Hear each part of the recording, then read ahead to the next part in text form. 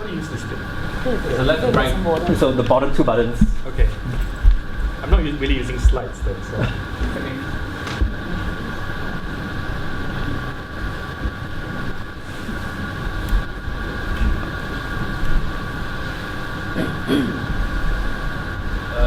Okay, I'm not familiar with PDF. Does it work with paper? I think it does. It should. Okay. Wait. So let's try it. Is this like full screen already? Yeah, there is a full screen.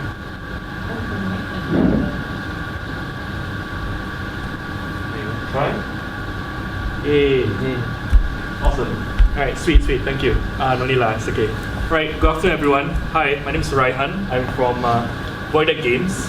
So it's been a pleasure to listen to all of you today, and I think there are a lot of similarities between what we do with several speakers that have come before us. Right, so I will try to share as much as I can about the way we design games in hopes that we find other people who are similarly interested in our field that we can work together in the future. Alright, so Void Deck Games is a really small indie company, arts organization that creates imaginary worlds, imaginary story worlds, and invites audiences to become characters in a story. Okay, so we have a picture here from Anarch Fight Club, which is a show that we did in 2020, and it is a scene that takes place that is completely unscripted. Okay, so we have a performer and a player sort of like doing their own scene inside a dark warehouse in Ubi. Okay, so as you can see from this picture, right, most of the time when we have audiences come for our shows, they actually come in costume. So they're actually really prepared to sort of play the game. So it is a real-life role-playing game. We have Danielle here, who's a white woman playing a biker from a Malay mud rapid kind of gang, which is called the Baka Batu Boys. And she's accusing Nick of being an infiltrator who's sort of like coming into this Geylang seedy underworld and sort of like secretly working for the police, something like that. Okay, so in this scene, she confronts him, and everyone's kind of, we're not showing the rest of the audience here, but everyone's kind of, this is a big group. So we have a player sort of stepping up and taking initiative inside the story and trying to make her own story while everyone else is improvising at the same time. So Void Deck Games is kind of like a giant make-believe club, right? Everyone's here to sort of like play one of those old playground games where we're all hanging out underneath a void deck, all pretending to be characters and making up rules and stuff like that within the story. So in Void Deck Games, right, what makes a Void Deck game? Right, so we are an immersive theater company, right? So we try to create like massive imaginary worlds. We used to have a unit at an Ubi warehouse where we on the weekends there'll be no one. So we take over everyone else's spaces and we would create scenes all over the place. So it's a bit like Punch Drunk if you've sort of been to that kind of show where people are wandering around and you are meeting all characters in different scenes all around the location, but there is this one interlocking massive story, and as a player, you will never get to see everything in one sitting. So it encourages people to come back and play different characters, but within the same story itself, right? We are, part of our work, we work with a lot of artists who are very skilled in participatory design and experience design. So in a sense, we are game designers, but not really. Right, so we use game mechanics surely, but there's a lot of like dramaturgy that is at work. Right, how do we make people comfortable enough to role play, to sort of be part of the story? Because that's the inherent fear of people coming for games like this. Why be forced to perform? Right, so there's a lot of like work that we do to create a script that allows for participation to occur. Right, and of course in the third thing. We have made 9 shows so far since 2016, and we took a 2-year break from live shows during COVID, where we were holding a Discord role-playing game, but that's another kettle of fish that I don't really want to talk about today because it's not really theatre. But in our shows, there are different levels of mechanisms that we use, and I will try to explain how in some stories you will require very little mechanics. In fact, that mechanics is like more like a scalpel, right? That you use at certain moments of the story for people to express agency. Whereas sometimes the game requires a deep set of mechanics, right, to sort of like tell, I guess, to allow people more opportunities to influence how the story goes. All right, so let's move on. All right, so we didn't start in 2016, right? So this is me and Joanne when we were 18, right? We were playing LARP in Singapore at Raffles MRT. So LARP actually has a very long history in Singapore. We are not a LARP company, but a lot of our techniques, right, a lot of our audience engagement strategies are derived from best practices in LARP. So back in 1998, there were a group of Bukit Timah kids, right, who had access to very expensive books. They decided to sort of like create this grassroots game, right, and invited players like myself and other people who were interested in acting and theatre and stuff like that to be a part of this game. So back then we would play, for example, in Orchard Road, and we didn't have handphones, right? So you even know that the game is, we didn't even know where people were meeting and stuff like that. So pages, and people were hanging out at borders and playing role-playing games. And throughout the years, me and Joanne have also played LARP, for example, in Melbourne, in other overseas countries, and we've learned their techniques and incorporate them into our artistic practice. So as you can compare, in 1998 and in 2023, so we held a LARP recently this year at the Esplanade. Right, in this LARP, for example, we had a bunch of kids fight a giant puppet dragon, right, which was, so we are incorporating, I guess, normal theatrical techniques alongside, I guess, LARP as a means for people to be a part of the story. All right? So these are the kind of people that come for our games, right? So we are very niche, okay? By no means we are anything mainstream, but we have identified that there are 4 different main groups of people, and they don't often always play well together, right? So the first is actually our people who are already very interested in role-playing games, or they've played video games, so they understand what it's like to experience a story through game, right? So they understand that, oh, when something is happening, oh, this is a cutscene, for example. Don't mess around, for example, right?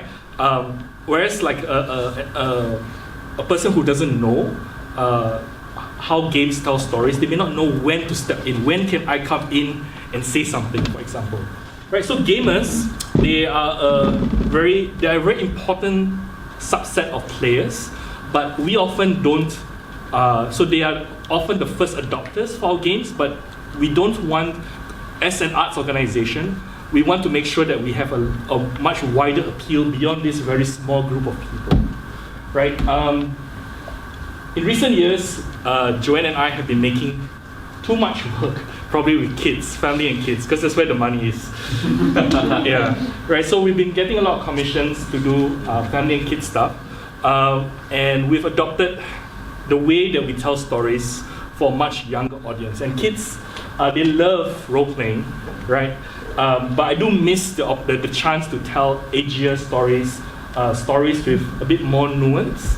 But I would say that if you're very interested in this field, right, there's probably a lot more incentive for you to go down this route, right? And number 3 is actually, I think, where the so-called mainstream people are. You can never, I don't think we will ever be able to attract, right, like people who are not adventurous in real life, right? So if you're really quite timid and scared, probably LARPing and like this sort of like interactive performance is not for you, right? Maybe you might go if your friends are going, but we are definitely looking for people who are already kind of like bored of mainstream activities, like going to watch a movie, right?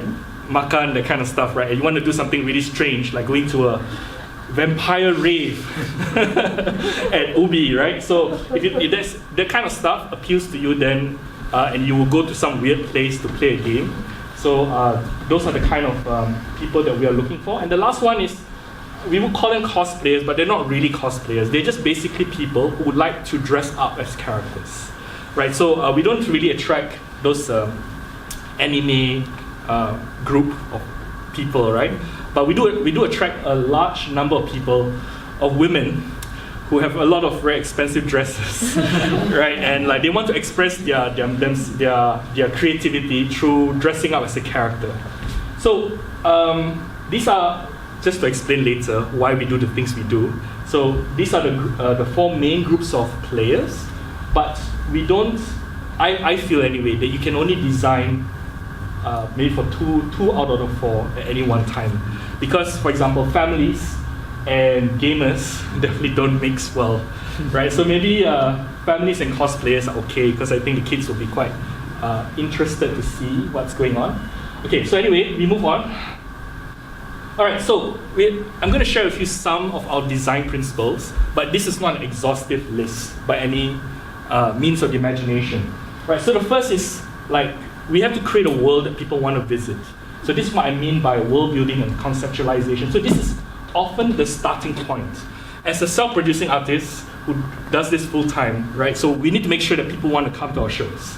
So you can't just create a world and people are confused about like, oh, I don't really know what I'm stepping into, right? Or they're not interested in it at all, right? So as I'm a filmmaker by training, right? So usually I would pick something that has like a cinematic appeal, right? That's quite easy for people to, oh, quite fun, huh? Right? So they sort of hear that kind of stuff. So that's where you sort of have to sell tickets to make a living, right? So the first easy way to do it, and a lot of like what we call blockbuster labs overseas, they do this as well, is to leverage on a popular IP, right? So very famous labs that, blockbuster labs, usually you pay like 500 USD to sort of travel to a castle and play a game, right? In Singapore, obviously we can't charge those amounts, and although I'm working on it, we want to try to attract people from overseas to come and play our games.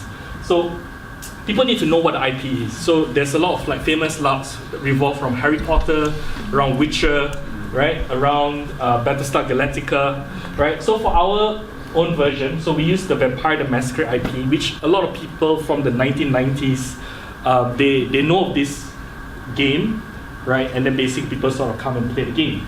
So this is one way that you can do. The second way, obviously, is to do something like a what-if scenario. So you use something that people already know. So we had this game that got canned, right? Because we pitched it and it went kind of viral on Mothership, and then the police got involved and it got shut down. Right? This is called Pulau Zombie. It was supposed to be a 13-hour experience where we drop you off at St. John's Island, right? So it's pitched as a zombie apocalypse. What if Singapore was overrun by zombies? What would you do? So we knew that St. John's was already an old quarantine center, right? So we would take our players on the ferry, drop them off just before sunset, right? And you had to wait until early in the morning for the ferry to bring you to a refugee center in Australia, right? So it was very hardcore, this game, and so it went viral. There was a lot of people that had really weird requests to play this game. Can I bring a ghillie suit? You know, that kind of weird stuff. Or can I bring knives? Right, so it's a bit crazy, but I think that it was a very interesting lightning in the bottle kind of concept, because a lot of people were interested, because it's very strange for something like this to happen in Singapore.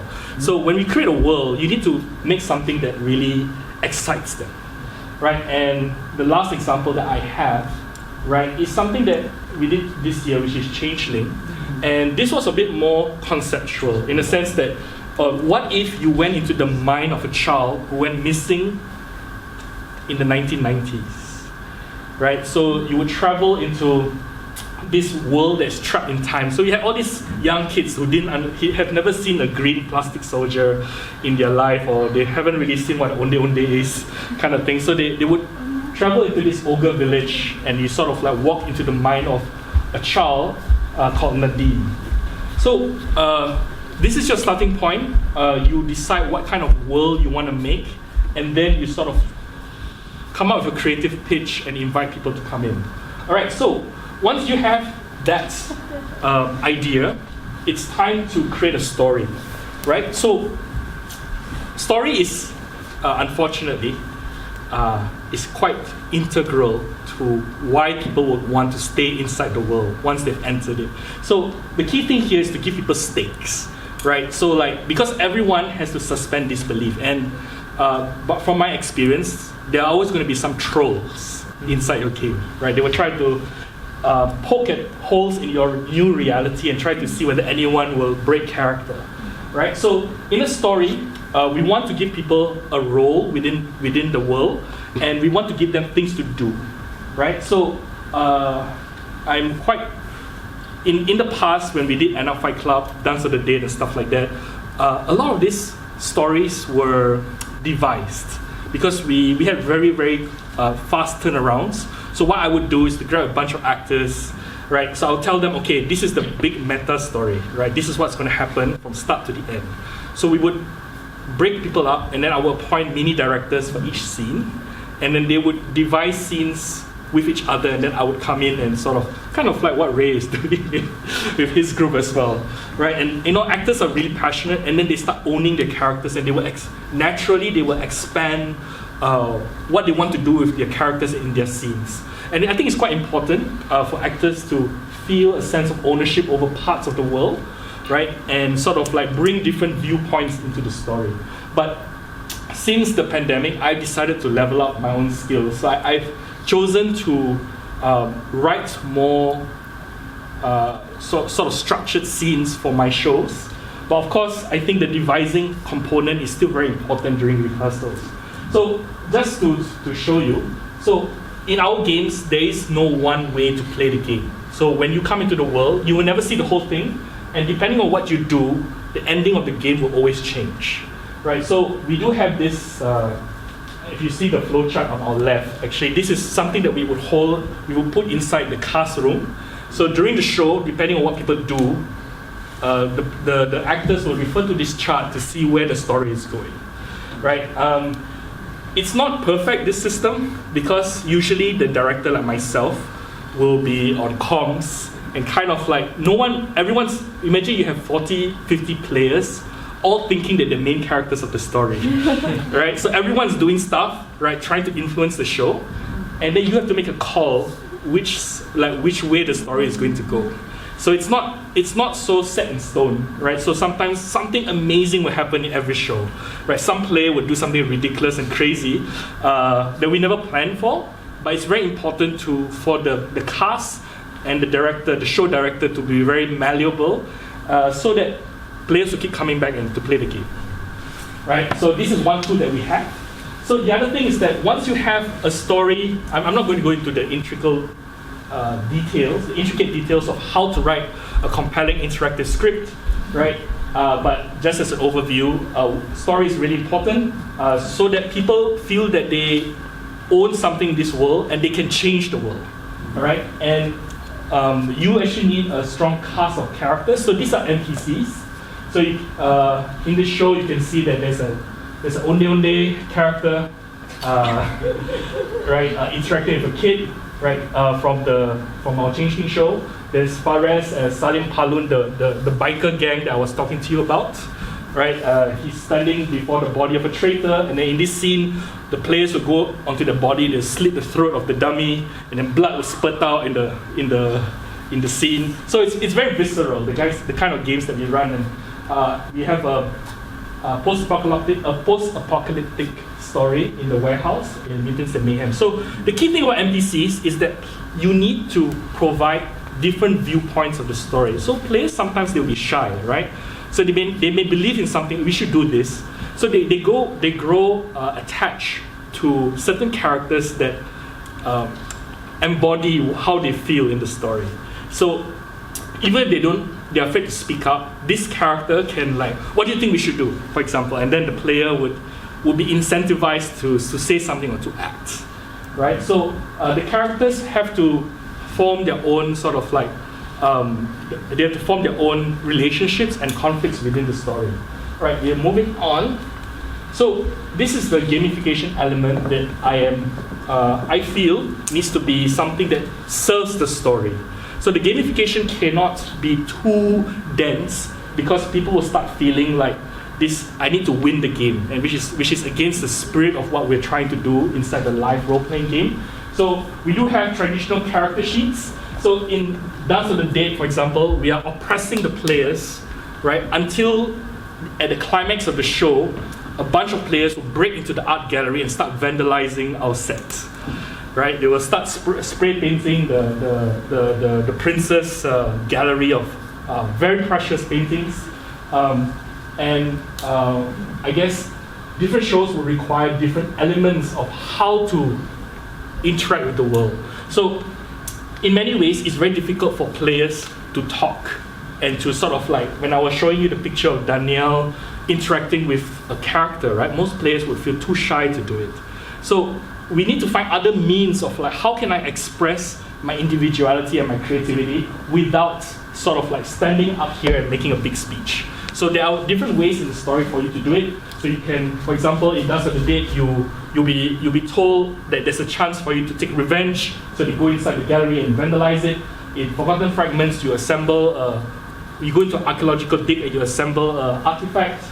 And then in obviously the Esplanade show, the players actually literally take up swords and take up arms against a test paper dragon. So we're coming to the end of my presentation. The design principle 4 is how do we manage players? And this is actually the hardest part of our, probably the most difficult and the most annoying aspects of running these games, because people, you don't really know these people. They're coming from diverse backgrounds and they're trying to play together. And in Singapore, we don't really have a culture of play that is very healthy. So everyone wants to win, right? So everyone wants to win. So there must be ways for us to manage this. So we do try to get players to get to know each other before the game starts. We run pre-game drama improv workshops so that they feel ready to sort of like jump into their role, so they don't go into the experience cold. We do have a post-game workshop. So for example, if you are unhappy about something that happens inside the story, right? So you can voice out, oh, I didn't feel so good, blah, blah, blah. Then someone said, oh, I was just in character, I'm so sorry, I didn't mean to, for example, make you angry, that kind of stuff. So there's like ways for people to mend some friction points within the show itself. We do have a code of conduct, right, to sort of like make sure that people understand what is acceptable behavior in these labs. We do have a decompression room for people who can't take it, and we do have scenes, for example, of people being so disturbed that they need to step away from the story world because the world is very intense. All right, so I think I've run out of time, yes? Sir, I've run out of time. So thank you very much. That was a very brief presentation. We have a lot of shows coming up in 2024. If you're interested in being part of our team for our next Esplanade project in March, do come and speak with me. We're doing this show called Caliban's Island, which is a Shakespeare role-playing game. Right? Told from the perspective of the monster, obviously.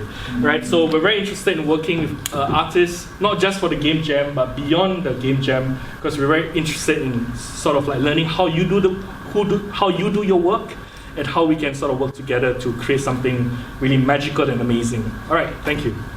We have time for one question also, at the very least. And if you need more post-it notes, I'm the man to look for. I have a question. Yes. What's your onboarding process with the audience? Yes. Because you talk about the debrief and the ending and the safe space, but how do you onboard them with their characters and their... So different games require different onboarding processes, right? So I will only talk about our most like busy games where there are 50 people playing the game, right? So it all starts when you're buying the ticket, actually.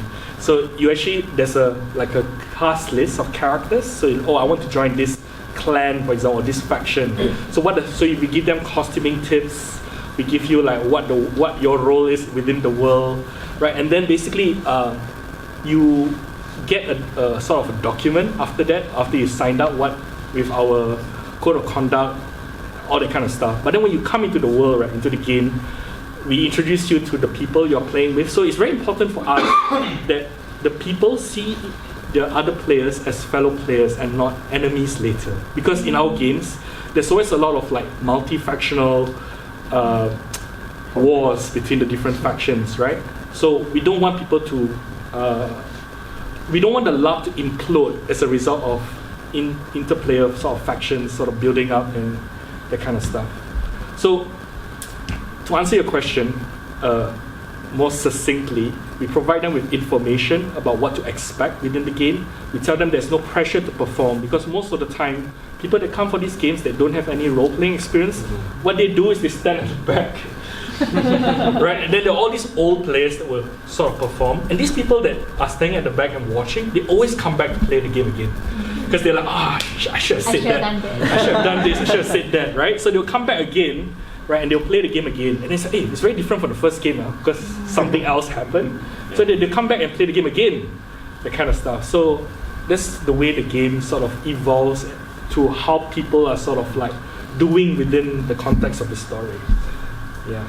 Oh, Yeah, thank you. it's yes. I spoke probably too quickly. I hope you got you got the gist of like what I'm trying to say. Thank you. Good. Thank you. So much.